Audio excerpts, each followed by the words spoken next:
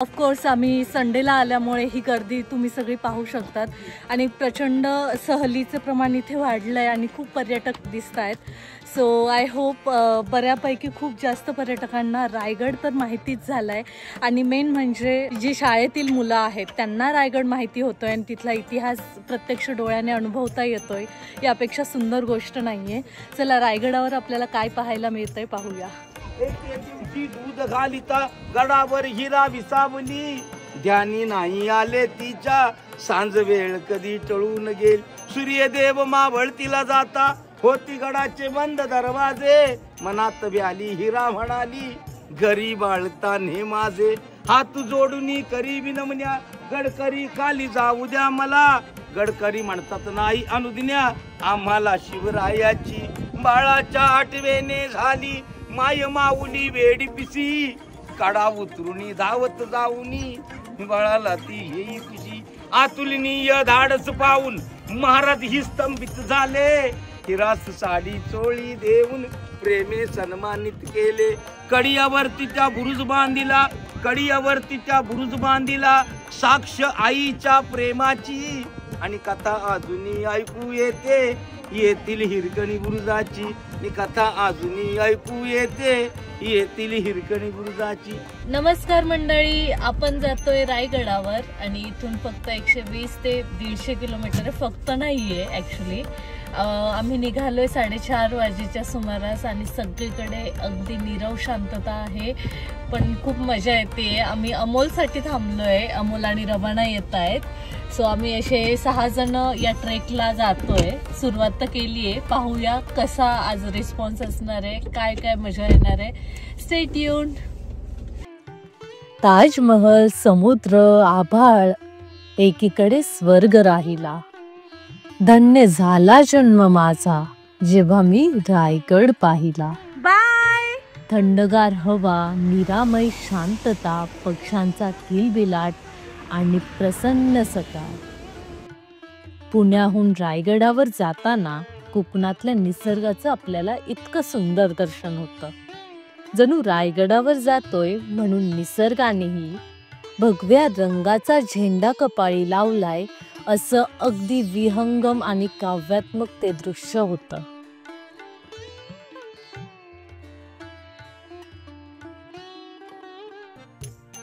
रायगड किल्ला महाराष्ट्रातील रायगड जिल्ह्यातील महाड येथे वसलेला आहे.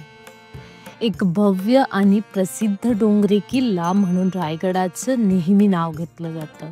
महाराष्ट्राचं आराध्य दैवत छत्रपती शिवाजी महाराज यांनी निर्माण केलेली मराठा साम्राज्याची दुसरी राजधानी.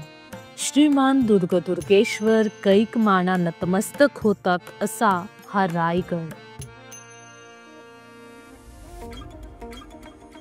जसजसं रायगडाच्या जवळ गेलो तसा आम्हाला इथल्या गर्दीचा अंदाज येऊ लागला. मात्र रायगडाचा भव्य दिव्य इतिहास पाहता ही गर्दी असणं साहजिक वाटलं. त्यामुळे माथी रायगडाच्या पायरीची धूळ लावून गड चढायला आम्ही सुरुवात केली.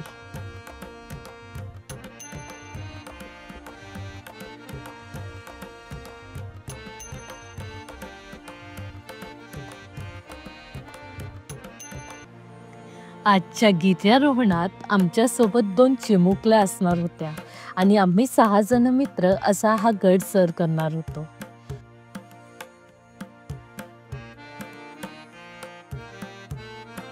पूर्वी राज्य शासनाअंतर्गत असणारा हा किल्ला आता केंद्र शासनाच्या देखरेखीत गेलाय.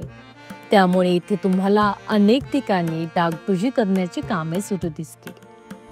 त्याचबरोबर त्याच कारणामुळे आपल्याला इथे खूप कमी फलक पाहायला मिळतात.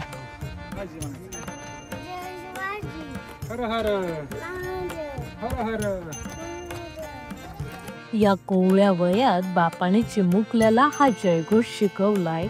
त्यावेळी असं वाटलं खरंच इथे महाराजांचा जन्म सार्थकी झाला. कधी गड किल्ल्यांच्या दगडांना स्पर्श केलाय तुम्ही? मी केलाय.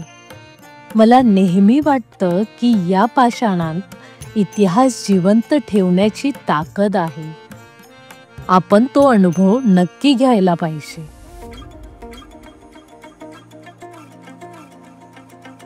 मला रायगडावर मित्रांच्या खांद्यावर हात टाकून जाणारे मित्र पाहताना खूप कुतूहल वाटलं. या वयात दुसऱ्या कुठल्या मार्गी जाण्यापेक्षा मुलं गडाची वाट निवडताय हे किती आश्वासक आहे.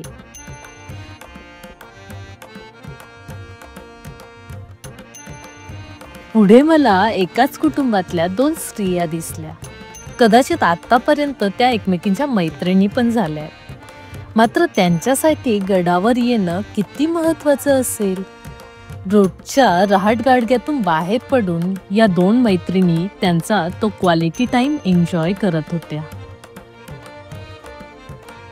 अशा भूतकाळातील कथांबरोबरच इथे तुम्हाला वर्तमानातील अनेक कथा लोकांच्या चेहऱ्यावर वाचायला मिळतील.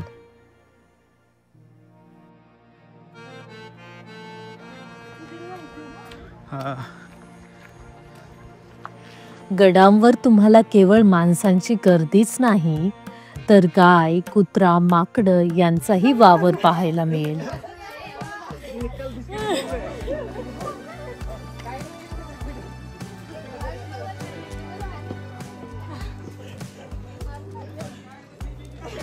त्यांच्या इथे असण्याने आजही महाराज आपल्यामध्ये असल्याचा भास होतो. मित्रांनो, रायगडावर आलोय आणि अर्धा रायगड सर केलाय आत्ताच. हा इकडे पलीकडे जो दिसतोय तो नाणे दरवाजा म्हणतायत आणि मी पहिल्यांदाच येत असल्यामुळे इथे जे बोर्ड्स दिलेत त्यानुसारच मला डिरेक्शन कळत आहेत. आणि बऱ्यापैकी जेवढे गड केलेत आम्ही त्या प्रत्येक गडापेक्षा रायगडाची डागडुजी व्यवस्थित ठेवली आहे आणि इथली सगळी सुविधा पूर्णपणे प्रॉपर आहे. आम्ही येताना अजिबात त्रास झाला नाही आणि इथे कुठल्याही वयोगटातील माणसं येऊ शकतात या पद्धतीची काळजी घेतली गेली आहे. सो आत्तापर्यंत अर्धा गड तरी पूर्ण झाला आहे आणि पुढच्या गडासाठी आम्ही निघणार आहोत. मात्र उत्साह कायम आहे कारण हा गड इझी टू मॉडरेट असल्यामुळे इतकी जास्त धाप नाही लागत आणि सूर्यही अजून डोक्यावर नाही आला आहे. सो आपण इझिली ट्रेक करू शकतो. आणि ऑफकोर्स आम्ही संडेला आल्यामुळे ही गर्दी तुम्ही सगळी पाहू शकतात आणि प्रचंड सहलीचं प्रमाण इथे वाढलं आहे आणि खूप पर्यटक दिसत आहेत.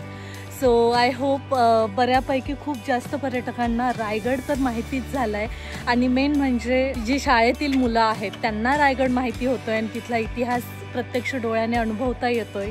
यापेक्षा सुंदर गोष्ट नाही आहे. चला रायगडावर आपल्याला काय पाहायला मिळतंय पाहूया. पिण्यासाठी वापरता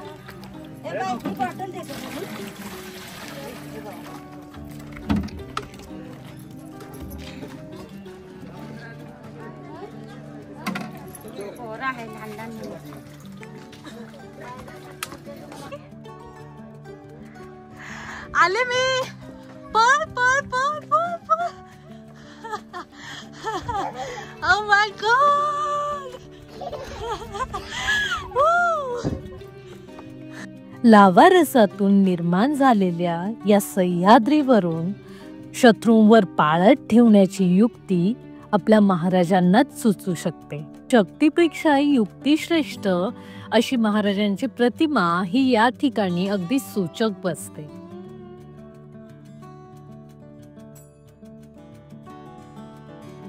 ज्या दगडांवर महाराजांच्या पावलांच्या पाऊलखुणा आहेत तिथून आपल्याला जाता येतंय हे त्यांच्या विचारांच्या जवळ जाण्यासारखंच आहे.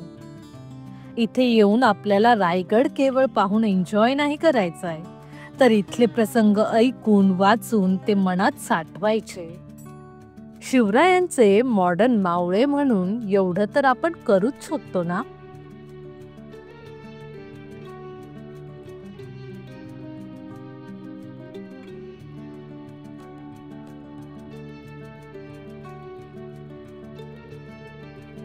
गडाची वाट तशी सोपी आहे मात्र तितकीच मोहकही. दुतर्फा झाडी, झाडांवर माकडं आणि मध्येच कुठल्याशा तलावातून झरणारा झरा. सगळं अगदी नेमकं आणि शांत करणारं. मात्र एवढ्या गर्दीत कसली आली खरं शांतता. तुम्हाला रायगडाशी संवाद साधायचा आहे, त्याला डोळे भरून पाहायचंय तर वीकेंड सोडून या. माकड आहे तिथे.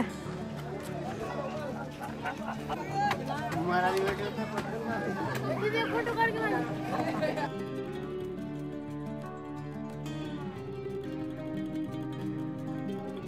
खरं शनिवार रविवार कुठे जाऊ नये इतकी गर्दी आपल्याला आजकाल सगळीकडेच पाहायला मिळते. त्यामुळे सोमवार ते शुक्रवार एखादी सुट्टी जाऊ द्या, मात्र रायगड पाहायचा आहे तर तो अशा शांतपणे रायगडाशी संवाद साधूनच पाहावा लागतो. गडाचे टप्पे पुरे करताना अचानक कुठेतरी विसावा घेताना गडाची तटबंदी नजरेस पडते आणि वाटतं किती वर्ष लागली असतील हा गड बांधायला.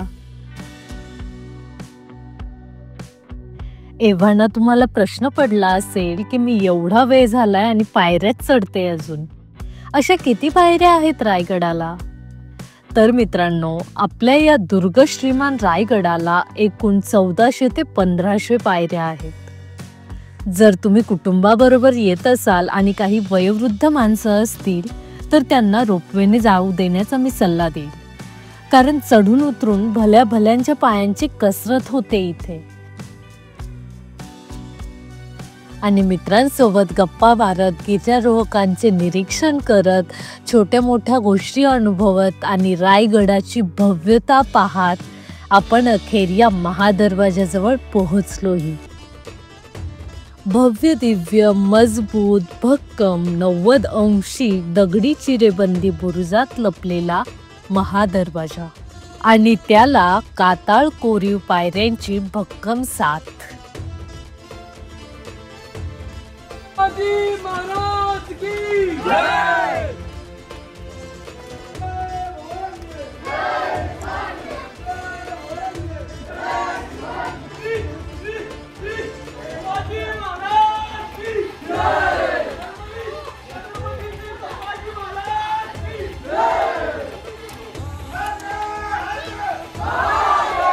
हा दरवाजा तुम्हाला गडाच्या माथ्यापासून अन्यथा पायथ्यापासून दिसणार नाही.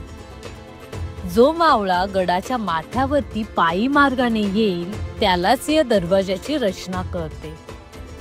नागमोडी गोमुखी आकारासारखा आणि हत्तीच्या फौजेपासून रक्षण करेल असा हा भक्कम महादरवाजा.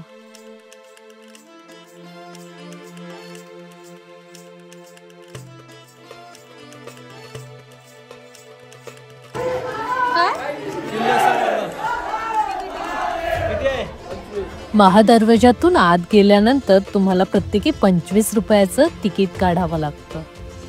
गडावर पायी मार्ग आणि रोपवे असे 2 मार्ग आहेत. रोपवे सुविधा ही सशक्तपणे सक्रिय आहे. त्यासाठी एका बाजूचा खर्च 215 तर दोन्ही बाजूंनी रोपवेने यायचे असल्यास 315 रुपये लागतात. मात्र रोपवेने जायचे असल्यास तुम्हाला खूप लवकर तिथे पोहोचावे लागते, कारण त्या ठिकाणी अतिशय जास्त प्रमाणात वेटिंगला लोक उभी असतात.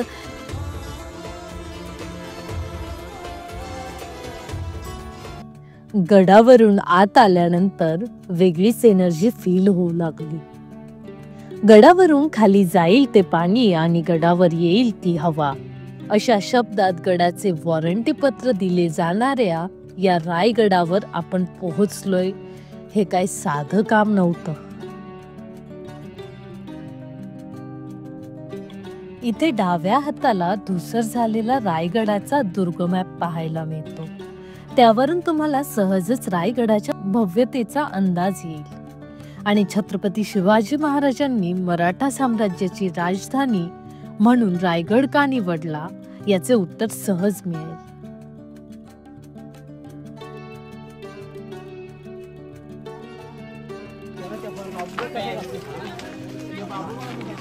तर मित्रांनो, पाहू शकता आपल्याला तिथे जायचंय. टकमक टोक, जे आपण इतक्या दिवस इतिहासात ऐकत आलो आणि शिवाजी महाराजांनी या ठिकाणाचा उपयोग जे लोक गुन्हे करतात त्यांना खाली टाकण्यासाठी, म्हणजे ती शिक्षा म्हणून दिले जायचे.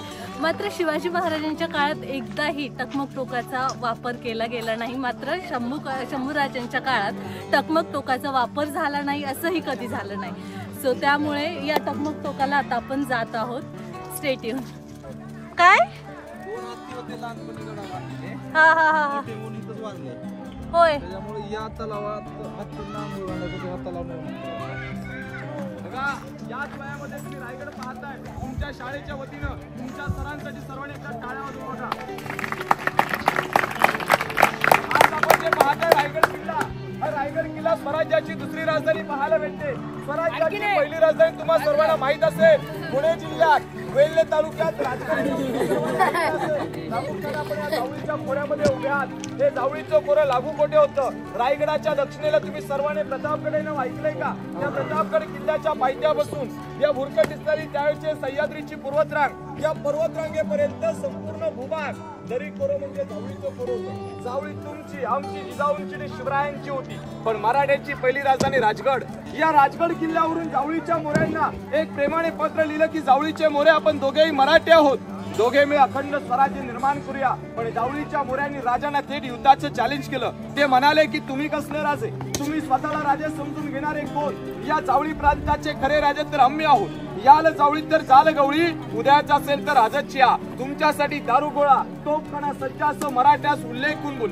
मराठे कोणासमोर झुकले न वाकले. पण आत्ताचा शेर आहे की अंधाराला घाबरत नाही, अंधाराला घाबरत नाही तर त्या आभाळाची साथ आहे. मोडेल पण वाकणार नाही, हीच तर खरी मराठ्याची जात आहे, हीच तर खरी मराठ्याची. छत्रपती शिवाजी महाराज की जय. शिवरायाने 154 निवडक सरदार घेतले आणि पहिल्यांदा जावळी खोऱ्यावरती आक्रमण केलं. सूर्याजी काकडे यांच्या हस्ते जावळीच्या चंद्रराव मोऱ्यांचा भाऊ हनुमंतराव मोरे मारला गेला आणि तेथून पळ गाठणारा जावळीचा चंद्रराव मोरे रायरीच्या डोंगरावरती मुक्कामी आला. शिवाजी महाराजांनी रायरीला 3 महिने वेढा दिला. अखेर जावळीचे चंद्रराव मोरे आपल्या महाराजांशी शरण आले, का तर आपला सुद्धा वध होऊ शकतो. आणि 1656 ला हे रायरीचं प्रांत राजाने आपल्या ताब्यात मिळवून घेतलं. 1656 ला हा किल्ला, या गडाचे शिल्पकार सेवेचे ठाई तत्पर हिरोजी इंदुळकर हे गडाचे शिल्पकार होते. यांच्या ताब्यात किल्ल्याचं कामकाज स्वाधीन केलं गेलं. 14 वर्ष रायगड बांधायला लागली. किती वर्ष लागली? 14 वर्ष. या 14 वर्षामध्ये या किल्ल्यावरती बांधावं काय? तर या दगडामध्ये 350 इमारती आहेत. अशी भव्य मोठमोठी 11 तलाव आहेत आणि 84 पाण्याच्या टाक्या. त्या इमारती लागणारा दगड गडाच्या पायथ्यापासून गडाच्या माथ्यावरती शक्य होईल का? कारण की आताच्या मावळ्याला गडावरती यायचं असेल तर स्वतःच्या सुरक्षेसाठी एक पाण्याची बॉटल येणं शक्य नाही. शिवकाळात दगड येणं शक्य होतं का? या गडावरती त्या काळात योजना राबवली, पाणी अडवा, पाणी जिरवा. त्यातून 11 तलाव, 84 पाण्याच्या टाक्या खोदल्या. यातून निघणारा जेवढा दगड आहे तो किल्ल्याच्या कामाला वापरला. जिथे खड्डे पडले उतरत्या ठिकाणी तटबंद्या बांधल्या, पाणी अडवलं गेलं. नैसर्गिक 12 महिने पाणी पुरेल एवढा पाणी साठा शिवरायाने रायगडावरती इथे तयार केलेला आपल्याला पाहायला भेटतो. आज आपण प्रामुख्याने रायगड पाहायला सुरुवात करतोय. रायगडाचं जे दगडी बांधकाम पाहणार आहोत, पण याला जॉईन करण्यासाठी वापरावं काय? चुना, गुळ आणि शिशाचा वापर. पण जो रायगड तुम्ही पाहणार तो सध्या ओपन आहे. पण तुम्हालाच प्रश्न पडेल की त्याच्यात त्या काळात छप्पर होतं का? पूर्वी फार अलिशान असं एक छप्पर होतं. ज्या वास्तू आपण पाहणार आहोत ना, प्रत्येक जागेवरती चौकोनी सागवणी खांब, बँगलोरी कुंभार नळीच्या कौलांचं छप्पर होतं. चौबाजूने रंगीबेरंगी पैठण्यांच्या झालरी होत्या. मध्ये काव दिव्यांच्या पंत्या मशाळीचा उजेड होता. पण 10 मे 1818 ला इंग्रज, ब्रिटिश कर्नल प्रहतर, मेजर हॉल या ब्रिटिशांनी पोटलाच्या डोंगरावरून तोफेचा भडीमारा केला आणि या गडाचं पहिल्यांदा दारू कोठार जाळलं. तर रायगड किल्ला इतिहासाच्या नोंदीनुसार 11 दिवस पूर्ण जळत होता. जेवढं लाकडाचं होतं तेवढं साहेब जळायला गेलं. आज फक्त दगडांचं आणि विटांचं बांधकाम आपल्याला पाहायला भेटतं. आज आपण सर्वांनी किल्ला पाहायला सुरुवात करूया. प्रामुख्याने आपल्या समोरचं जे तलाव बघायला भेटतं का, या तलावाचं नाव आहे हत्ती तलाव. गडावरती हत्ती होते. हत्तीला अंघोळी, पाणी पिण्यासाठी या हत्ती हौदाचा वापर करण्यात आला होता. सध्या या ठिकाणी आपल्या सुरक्षेसाठी वरच्या बाजूने जी नवीन भिंत बांधली ती मागच्या वर्षी बांधलेली बघायला भेटते. पण त्या काळामध्ये हे भरगच्च असताना याच्यामध्ये हत्ती अंघोळी सुद्धा केली जात असायचे. या हत्ती हौद हत्ती गडावरती कसे आणले याचं उत्तर तुम्हाला रायगडाच्या सदरेवरती देण्यात येणार आहे बघा. किल्ले रायगडावरील श्री शिरकाई देवीचा संदर्भ शिवकाळापूर्वीपासूनचा आढळून येतो. तरी किल्ले रायगडाची गडदेवता म्हणून छत्रपती शिवाजी महाराजांच्या काळात ती खऱ्या अर्थाने नावारूपास आली. रायगडावरील कोणत्याही कार्यक्रमाच्या प्रारंभापूर्वी श्री शिरकाई देवीची विधिवत पूजा आणि गोंधळ घालण्याची इथे प्रथा आजही अबाधित आहे. शिरकाई म्हणजे महिषासुरमर्दिनीची अत्यंत रेखीव आणि दगडी मूर्ती मंदिरामध्ये आहे. गंगासागर तलावाकडून नगारखान्याकडे जाण्याच्या मार्गावर शिरकाई देवीचं हे मंदिर आहे. नगारखान्याच्या बाजूला आपल्याला एक मोठी जागा दिसते. या जागेला होळीचा माळ म्हणतात. छत्रपती शिवाजी महाराजांच्या राज्याभिषेक दिनी सुद्धा इथे या माळावर अतिशय मोठ्या प्रमाणात गर्दी पाहायला मिळते. लांबून लांबून लोक हा राज्याभिषेक सोहळा पाहण्यासाठी इथे येतात. याच ठिकाणी शिवाजी महाराजांची एक मोठी प्रतिमा पाहायला मिळते.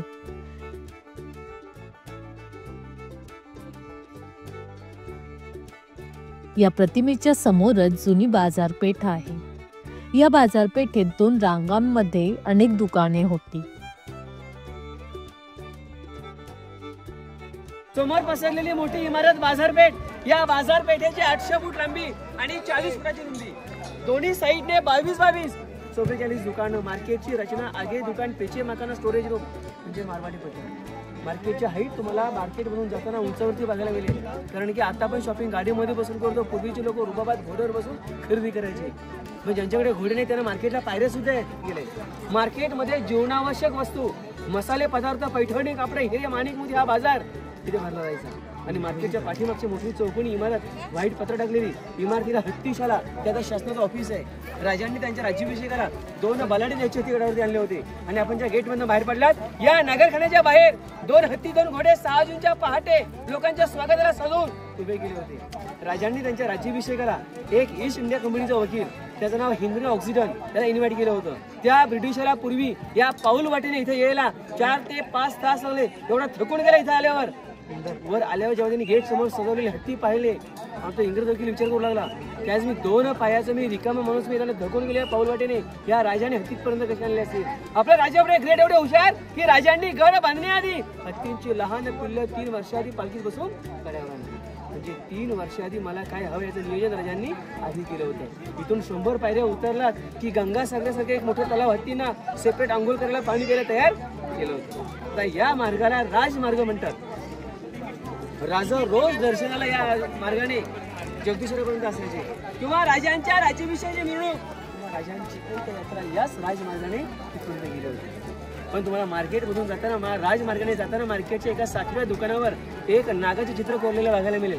7वी दुकानावर एका भिंतीवरती, दगडावरती नागाप्पा सेठ हे मार्केटचे प्रमुख कर्णकी व्यापारी, हिरे, माणिक, मोत्यांचे पारखी होते. राजा मला माझी आठवण राहावी म्हणून मला माझं नाव त्या दुकानाची लिहायची मला तुमच्याकडून अनुमती द्या. नाही नागाप्पा सेठ, आम्ही आमचं कुठच्या कुणाचं नाव लिहिलं नाही की माझ्याकडे माझी राजधानी आहे. स्वराज्यामध्ये कोणाला कुठच्या किल्ल्याचं नाव लिहिण्याची परमिशन नाही. तुमचं नाव नाही, पण तुमची आठवण राहावी म्हणून तुम्ही सिंबल तिथे चित्र काढू शकता. ते चित्र तुम्ही आजही जाताना बघू शकता. राजमार्गाचा इतिहास ऐकल्यानंतर आम्ही पावलं वळवली नगारखान्याकडे. राजधानी रायगडावरचा हा एक मूक साक्षीदार. आज जरी हा मूक असला तरी त्या काळात हा रोज गरजायचा आणि निनादायचा. गडावरील हर एक लहान मोठी सुखदुःखाची, आनंदाची घटना याने याची देही याची डोळा पाहिली.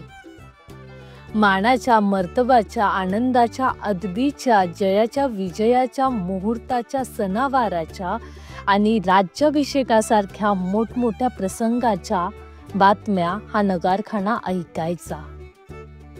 याच नगारखान्याने महाराजांना छत्रपती होताना पाहिलंय. महाराजांचा न्यायनिवाडा करताना यानेच पाहिलंय आणि स्वराज्याच्या प्रत्येक जिंकलेल्या लढाईचा आणि अनेक वीरांच्या बलिदानाचा हाच एक धगधगता साक्षीदार आहे. महाराज हत्तीच्या अंबारीत बसले आणि याच राजमार्गाने शंकराच्या मंदिरामध्ये गेले. बघा, माई जगदंबे भवानी मातेला नतमस्तक झाले. आई सिरकाई देवीला साखर घातल्याने महाराज या नगारखान्यातून जो प्रवेश करणार की बाहेरच्या बाजूनी 5 सभासदी उभ्या होत्या. महाराजांवरती फुलांचा, नाण्यांचा वर्षाव करण्यात गेला आणि राजांनी आपल्या राज्यसभेमध्ये प्रवेश केला. राजांनी राज्यसभेमध्ये प्रवेश करतात की राजांनी राज्यसभेमध्ये एक नजर फेकली. नजर फेकताच महाराजांना नुकत्याच विधवा स्त्रिया पाहायला भेटत होत्या. अशा का तर ज्या लोकांवरती, ज्या वीरांवरती जो हिंदवी स्वराज्य जो निर्माण जो केला, ही जीवा भावाची व्यक्ती देखील या राज्यसभेमध्ये कुणी पाहायला भेटत नव्हती. बघा, मग आपल्या राजांचं हृदय भरलेल्या हृदयाने महाराज लटलट टांगणे सिंहासारखे पावलं टाकत भरलेल्या 32 मन सोन्याच्या सिंहासनाच्या खाली गेले. उजवा गुडघा टेकला. त्या भरलेल्या 32 मन सोन्याच्या सिंहासनाला खाल्लं वाकून देखील मानाचा मुजरा केला. मानाचा मुजरा करतात की राजांनी आऊसाहेबांकडे पाहून आऊसाहेबांना राजे काय म्हणाले की आऊसाहेब की आम्हाच आमच्या मिळतात की जी पहिली पाठ चढतोय हिंदवी स्वराज्याची, दुसरी पण माझा बाचीपूर देशपांडे आणि तिसरी बहा माझा मुरारबाजी देशपांडे. त्या आधी लगेच कोंडाण्याचं मुगत माझ्या रायबाचं म्हणणारे तानाजी मालुसरे की महाराज लाख मिळ तर चालतील पण लाखाचा पोशिंदा कधी मरता कामा नाही बघा. आणलेल्या कागा वटारी सुन्याचं मुकुट त्यांच्या अंगावरती धरलं. हातामध्ये स्तुती जगाचा पालकांनी भरलेल्या थाळीत 1000 मोहरांच्या अंगावरती उधळण्यात गेल्या आणि याच नगारखान्यातून एकच गुलतुबदाराने जोरदार ललकार दिली. तो गुलतुबदार पाठवून काय म्हणतोय, सगळ्यांनी फक्त जय म्हणायचं. तो गुलतुबदार म्हणतोय की महाराज की प्रौढ प्रताप पुरंदर क्षत्रिय कुलवताऊच सिंहासनाधीश्वर महाराजाधिराज राजा शिव छत्रपती श्री शिवाजी महाराज की जय भवानी जय शिवाजी. महाराज भरलेल्या 32 मन सोन्याच्या सिंहासनावरती देखील आरूढ झाले. अशा प्रकारे आपल्या राजांचा राज्याभिषेक सोहळा या राज्यसभेने पाहिला होता. ज्या इमारतीमध्ये उभ्यात, या इमारतीचं नाव आहे नगारखाना. जसं काय आपण मुंबईमध्ये पाहतो गेट ऑफ इंडिया बघायला भेटतो, याची प्रतिकृती मुंबईमध्ये पाहायला भेटते. हा शिवकालीन आहे आणि तो इंग्रजांकालीन पाहायला भेटतो बघा. या नगारखान्यावरती 2 सिंबॉल आहेत. सिंह म्हणजे छत्रपती शिवाजी राजांचं प्रतीक आहे. त्यांच्या पायाखाली हत्ती म्हणजे शाहींचं प्रतीक आहे. शाही म्हणजे कोण होते, निजामशाही, कुतुबशाही, आदिलशाही आणि मोगलशाही म्हणतात. आणि महाराज म्हणाले होते की पाचवाही जर कुणी आला तर त्याला मी सेफ्टी गुण मारू शकतो म्हणून त्याचं 5 चिन्ह सेफ्टी गुण कोरलेला पाहायला भेटतो. या नगारखान्याच्या बाहेरच्या बाजूला एक पोल आहे, त्याच्यावरती 15 ऑगस्ट 26 जानेवारी 1 मेला झेंडा फडकवला जातो. जेवढाच दिल्लीच्या लाल किल्ल्यावरती जो झेंडा फडकवतात तेवढाच मोठा झेंडा देखील रायगडावरती सुद्धा फडकवला जातो. तसेच महाडचे नाईक तहसीलदार येतात, त्यांच्यातून तो झेंडा फडकवला जातो बघा. बोला छत्रपती श्री शिवाजी महाराज की जय.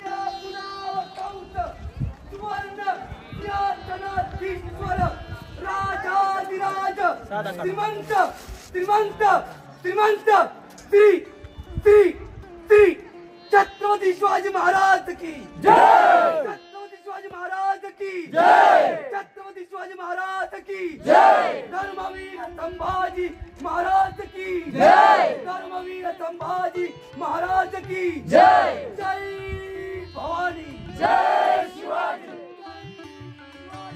नगारखान्यातून आत येताच आपल्याला समोर जी दिसते ती मेघडंबरी. स्वराज्याचा देव्हारा अशी प्रचंड सुंदर उपमा ज्या ठिकाणाला दिली जाते अशी ही मानाची मेघडंबरी. ही मेघडंबरी शिवकालीन नाहीये असं जाणकार सांगतात.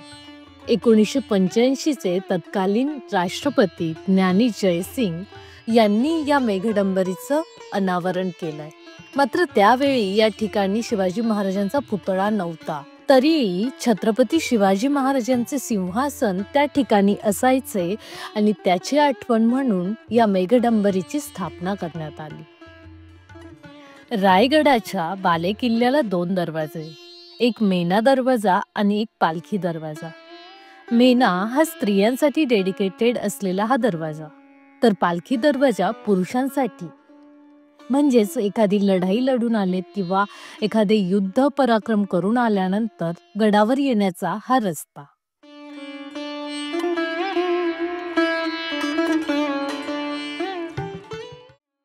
माझ्यापेक्षा ज्यांनी गडाचा जास्त अभ्यास केला ती गाईड मंडळी सांगतात की महाराजांच्या काळामध्ये हे पेव आणि पेशव्यांच्या काळामध्ये कैद्यांच्या कोठड्या. पण सर पेशव्यांचा माझ्या अभ्यासाप्रमाणे पेशव्यांचा ना रायगडाचा फारसा संबंध चालला नाही. कारण 1619 संभाजी महाराजांच्या हत्या झाल्यानंतर हा गड पडला, मोगलांनी जिंकला. हा गड मोगलांच्या ताब्यात गेला. इस्लामगड या गडाचं नाव झालं 1689 पासून 1733 पर्यंत इस्लामगड या नावाने ओळखला जातो. 1734ला आपल्या आजोबांची राजधानी ताब्यात आणून शाहूराजाने घेतला खरा, पण तोपर्यंत गडाचं राजकीय स्वरूप उतरलं होतं. सातारा कोल्हापूर 2 गाद्या झाल्या होत्या आणि पेशव्यांचा जाऊन पुण्यात थांबले होते. तेव्हा पेशव्यांचा ना रायगडाचा फारसा संबंध चालला नाही. ज्यावेळी मेघडंबरी पासून उजव्या हाताने पुढे जातो तेव्हा सुद्धा आपल्याला हा गंगासागर तलाव पाहायला मिळतो. किल्ल्याच्या नजदीक असलेला हा तलाव गडावरील पाण्याची गरज भागवण्यासाठी याची निर्मिती केली होती. या तलावाचे काम चालू असताना यातून मिळालेले चिरे हे बांधकामासाठी वापरण्यात आले होते. महाराजांच्या राज्याभिषेकाच्या वेळी आणलेले गंगाजल याच तलावात सोडले होते आणि त्यामुळे याला गंगासागर तलाव असे नाव देण्यात आले. या तलावाचे महत्त्व म्हणजे गडावर कितीही ऊन असो दुष्काळ असो या तलावात बारमाही पाणी पाहायला मिळते.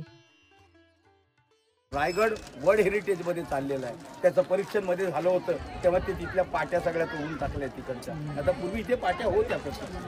समोर हे जे दोन स्तंभ दिसतात बघा तुम्हाला, सप्त मनोरे.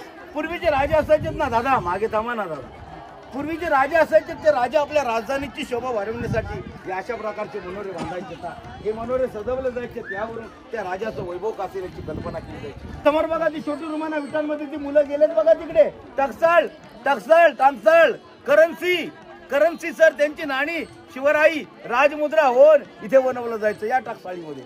महाराजांचा तो राजवाडा असल्यामुळे त्याचा सज्जा त्याची गॅलरी. आणि जर का राजवाड्याची गॅलरी होते तर ही रायगडाची समोरची बाजू. आपण रोपेने आलो ना ती गडाची मागची बाजू होती. समोरच्या दगडांचा आयताकृती बांधकाम पाहताना हे इथं तो दादा तिथे उभे आहे बघा, त्या कोपऱ्यामध्ये तो एल टाईपचा दगड दिसतो बघा. त्या दगडाच्या तिथून खाली अंडरग्राऊंड जाण्यासाठी 11 पायऱ्या आहेत. त्या उतरून खाली गेलं पूर्णपणे अंडरग्राऊंड खाली जमिनीमध्ये जाता. इथे जमिनीमध्ये गेलं जमिनीमध्ये एक दगडांमध्ये बांधलेली रूम मिळते. सर जास्त मोठी नाही, इथे अंडरग्राऊंड 8 बाय 10ची एक छोटी रूम आहे. ज्या रूमला खलबतखाना म्हणतात. खलबतखाना गुप्त चर्चा करण्याचं ठिकाण. आपण म्हणतो ना या कानाचं म्हटलेलं या कानाला समजायला नको. एके दिवशी दूध घालिता गडावर हिरा विसावली. ध्यानी नाही आले तिच्या सांज वेळ कधी टळून गेल. सूर्यदेव मावळतीला जाता होती गडाचे बंद दरवाजे. मनात व्याली हिरा म्हणाली घरी बाळता ने माझे.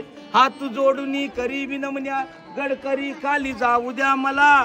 गडकरी म्हणतात नाही अनुदिन्या आम्हाला शिवरायाची. बाळाच्या आठवेने झाली माय माऊली वेडी पिसी. काडा उतरुनी धावत जाऊनी बाळाला ती येई पिशी. आतुलनीय धाडस पाहून महाराज ही स्तंभित झाले. हिरास साडी चोळी देऊन प्रेमे सन्मानित केले. कडियावरतीच्या बुरुज बांधिला साक्ष आईच्या प्रेमाची. आणि कथा अजूनही ऐकू येते येतील हिरकणी बुरुजाची. ही कथा अजूनही ऐकू येतील हिरकणी बुरुजाची. त्या हिराचा धन्यवाद. त्या हिराचा महाराजांनी दरबारात सत्कार केला. त्या आईला साडी चोळी देऊन सन्मानित केलं सर. आणि मग आपली नजर ज्याने गड बांधला त्या आर्किटेक्ट हिरोजी इंदुलकरांनी करणकडे राजाने नजर फिरवली. त्या हिरोजींची आणि राजांची एकदा नजर झाली.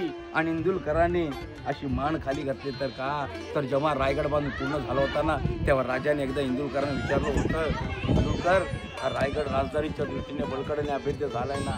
त्यावेळी शाश्वती देताना इंदुलकर महाराजांना बोललेले की महाराज तुमच्या आज्ञेशिवाय या गडावरती महादरवाजे व्यतिरिक्त जर का कोणी वर येईल तर फक्त हवेचा झोत. आणि तुमच्या आज्ञेशिवाय या गडावरून खाली कोणी जाईल तर फक्त पाण्याचा झोत. मग हिरा कशी काय गेली म्हणून महाराजांनी हिरोजींकडे पाहिलं. आणि हिरोजीने ती शर्मेने मान खाली घेतली. कारण हिराने राजाला दाखवून दिलं होतं की महाराज एखादी स्त्री जर का उतरून जात असेल ना तर एखादा शत्रू पुरुष नक्की वरती चढून येईल. म्हणजे रायगड अजून राजधानीच्या दृष्टीने बळकटीने अभेद्य झालेला नाही. महाराज लगेच दुशासन इंदुलकरांना म्हटले की वा हिरोजी तुम्ही आमच्या बांधकाम खात्याचे प्रमुख आम्ही लाडन तुम्हाला हिरोजी म्हणतो परंतु तुमचं बांधकाम कापणारी ही हिरा नव्हे हिरकणीचा आहे. जा ज्या ठिकाणी आई उतरले तिथला कडा तासून घ्या तिथे बुरुज बांधा आणि त्या बुरुजाला आईचं नाव द्या.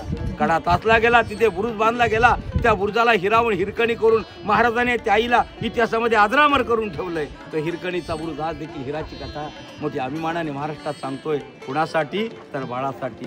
हे ज्या आईने केलं धाडस होतं याचं महाराजांनी दरबारात कौतुक केलं. त्या आईला साडी चोळी देऊन सन्मानित केलं. आपल्या संस्कृतीप्रमाणे खणा नारळाने ओटी भरून माय ममतेने पालखीत बसून पालखी तेव्हाची पालखी म्हणजे आताच्या कुठल्या गोष्टीची आपण तुलना करू शकतो सांगा बरं. तेव्हाची पालखी म्हणजे आताच्या कुठल्या गोष्टीची तुलना करू शकतो. तेव्हाची पालखी म्हणजे आताची लाल दिव्याची गाडी. बरोबर ना सर. कारण भोई असायचे ना भोई त्या भोयांचा खर्च सरकारी तिजोरीतून म्हणून मी तिला लाल दिव्याची गाडी म्हणतो. सामान्य स्त्रीला पालखीत बसून जेव्हा घरी रवाना करणार ना तर तिच्या कडेवरती जे बाळ होतं त्या बाळाला उद्देशून महाराज दरबारात बोललेत की वा बहादरा याईचं दूध पितोस दूध पी लवकर मोठं होणार स्वराज्यामध्ये. त्यावेळेस आईला काय धन्यता वाटलेली असावी. असा तो हिरकणीचा बुरुज आणि अशी ती हिरकणी. राजसदर आणि सिंहासनाच्या चौथऱ्याच्या मागील बाजूस समांतर चौथऱ्यात शेवटचे जोते छत्रपतींच्या राजवाड्याचे मानले जातात. येथे चौरस ओसरी असलेले बांधकाम होते आणि त्याच्याच शेजारी पाण्याचा हौद होता. उजव्या बाजूच्या इमारतीत महाराजांचे निर्वाण झाल्याचं म्हटलं जातं. नगारखान्याचा इतिहास मनात साठवून आम्ही बाजारपेठेतून जगदीश्वराच्या मंदिराकडे निघालो.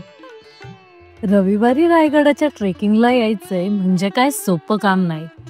एका पॉइंटला तर गर्दीने वैतागून जायला होतं आणि महत्वाचं म्हणजे त्या वास्तूचा मनापासून अनुभवही घेता येत नाही. काय नाव तुझं? नाव काय तुझं? ओवी. ओवी. हे जगदीश्वराचं मंदिर लांबून दिसताना मस्जिद वाटतं, असा त्याचा बाह्य आकार आहे. मुघलांपासून संरक्षण करण्यासाठी त्यांनी हा विचार केला होता. मंदिरात लाकडी बांधकामाचा अजिबात वापर नसल्यामुळे ही वास्तू खूप सुरक्षित आहे. त्यामुळे आक्रमण झाले तरी जळण्यासारखं इथे काहीच नाही. आपल्याला राजमार्गावरून सुद्धा किंवा बाजारपेठेतून सुद्धा हे जगदीश्वराचं मंदिर पाहायला मिळतं. मंदिरासमोर नंदीची मूर्ती आहे. मंदिराच्या आत एक मोठा हॉल आहे. या हॉलमध्ये एक मोठं कासव आहे. सभा मंडपातून आत आल्यानंतर छोटासा गाभारा लाभतो. रविवार असल्यामुळे लांबच्या लांब रांग इथे आहे. मात्र ज्यावेळी हनुमानाच्या मूर्तीपासून पुढे जातो तेव्हा या छोट्याशा गाभाऱ्यात ज्यावेळी आपण महादेवाची शिवलिंग पाहतो आणि तिथे असलेला जो अभिषेक त्यावर केलेला असतो त्यामुळे मन आपसुक शांत होऊ लागतं. आणि आपण या रांगेतून आल्यानंतर शिवाजी महाराज स्वतः इथे पाया पडायला येत होते, दर्शन घ्यायला येत होते याची ज्यावेळी कल्पना करतो तेव्हाचा प्रसंग हा अंगावर काटा आणण्यासारखा असतो. समाधीकडे जाण्यापूर्वी आपण जगदीश्वराच्या पूर्व दरवाजाच्या पायरीवर जो शिलालेख कोरला आहे त्यावर लिहिलंय, सेवेचे ठाई तत्पर हिरोजी इंदुलकर. रायगड सारख्या स्थापत्यशास्त्राचा उत्तम नमुना बांधल्यामुळे महाराजांनी खुश होऊन हिरोजी इंदुलकरांना बक्षीस देऊ केलं. आणि त्यावेळी इंदुलकरांनी मागणी तरी काय करावी, सोनं नाणं धनधान्य अजिबात नाही. छे, जगदीश्वराच्या पायरीवर सेवेचे ठाई तत्पर हिरोजी इंदुलकर असे नाव कोरून द्यावे. आणि याचे कारण विचारल्यावर त्यांनी सांगावं की या पायरीवर प्रत्येक दिवशी महाराज सकाळी जगदीश्वराच्या दर्शनाला जाताना त्यांचा पाय इथे पडेल. महाराजांची सेवा करण्याची संधी हिरोजींना रोजच मिळेल अशा पद्धतीची मागणी हिरोजी इंदुलकरांनी केली आणि त्यावर महाराजांनी खुश होऊन त्यांना ही परवानगी दिली. या दरवाजातून पुढे जाऊन आपल्याला महाराजांची समाधी पाहायला मिळते. मंदिराच्या जवळच एक अष्टकोनी चौथरा आहे. या चौथऱ्यात शिवाजी महाराजांची समाधी आहे. इतिहासकारांच्या मते शिवाजी महाराजांचा मृत्यू हा 1602 सालचा. त्यांच्या समाधीची बांधणी काळ्या दगडात केली आहे. समाधीच्या वरच्या बाजूला एक छत आहे आणि समाधीच्या खाली एक पोकळी आहे. या पोकळीत शिवाजी महाराजांचे अवशेष आहे. महाराजांच्या समाधी स्थळानंतर आम्ही टकमक टोकाकडे निघालो.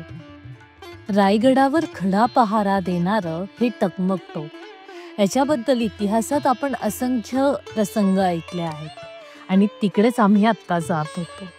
टकमक टोक हे दक्षिण दिशेहून उत्तर दिशेकडे जाते. हा मार्ग सुरुवातीस रुंद व पुढे पुढे अरुंद होत जातो. रस्त्यात दोन्ही बाजूस भीषण असे कडे व सह्याद्रीचा घोंघावणारा वारा पाहून हातपाय थरथरू लागतात. मार्गात सुरक्षिततेसाठी लोखंडी कठडे असले तरी कुठे पाय सरकला तर धडकत नाही असे वाटत राहतं. चला चला चला चला चला टकमक टोक पाहूया. नेमकं इथं काय झालं होतं हे आपण सगळेजण वाचत आलो. खरंच तेवढा खोल आहे का? ऍक्च्युली आम्ही ना आज ड्रोनच विसरलो. ती खोली मला पण बघायची होती. I was so excited but unfortunately that was my fault. Let's see आपल्याला ह्या कॅमेराने काही कॅप्चर करता येतं की नाही.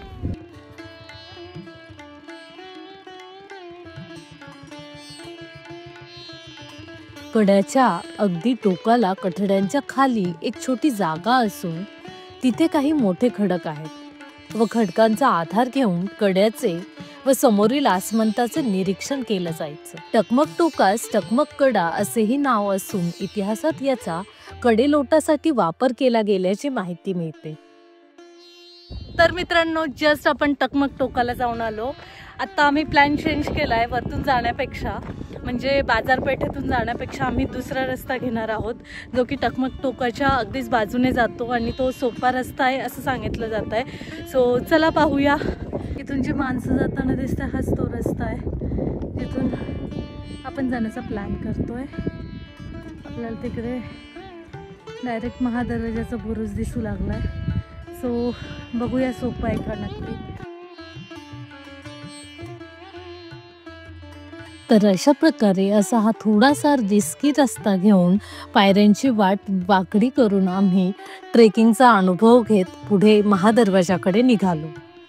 गडाहून परतीच्या मार्गास निघणारच होतो, मात्र एक गोष्ट विसरून कसं चालणार, जिजाबाईंची समाधी. ज्या मातेच्या उदरातून इतकं अनमोल रत्न महाराष्ट्राला मिळालं, तिथे आपण नतमस्तक नाही झालो तर हा दौरा अपूर्ण राहण्यात जमाय. जिजाबाईंना गडावरची थंड हवा सहन होत नसल्यामुळे शिवरायांनी त्यांच्यासाठी पाचाड या गावात मोठा वाडा बांधला होता. या वाड्याची चांगली काळजी घेण्यासाठी शिवरायांनी काही सैनिकांची व्यवस्था केल्याचंही म्हटलं जातं. त्यामुळेच आपल्याला पाचाड या गावात मा जिजाऊंची समाधी पाहायला मिळते. याबद्दल एका गाईड दादांनी खूप सुंदर जिजाऊ मातांचं नेमकं वर्णन केलं. जिजाऊ मासाहेब तुम्ही जन्माला आलात, जिजाऊ मासाहेब तुम्ही जन्माला आलात म्हणून त्या अंगणामध्ये दिसते ती तुळस, आणि या महाराष्ट्रामध्ये छत्रपती शिवराय जन्माला आले म्हणून त्या मंदिराचे दिसत आहेत उंच उंच ते कळस, उंच उंच ते कळस. असा हा रायगडाचा संक्षिप्त ब्लॉग तुम्हाला कसा वाटला नक्की कमेंटमध्ये कळवा. Thank you so much for watching and stay tuned.